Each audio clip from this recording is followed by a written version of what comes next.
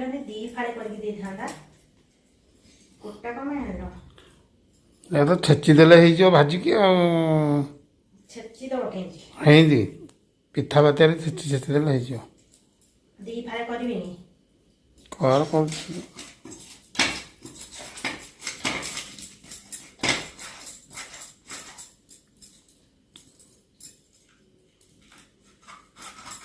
ଅନେକରେ ଜାଗ ନାହିଁ।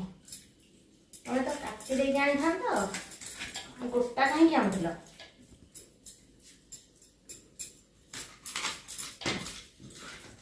ଭାଜିଲା ବେଳକୁ ଅସୁବିଧା। କାଟି ଦେଇକି ସିନା ଆଣିଥାନ୍ତ।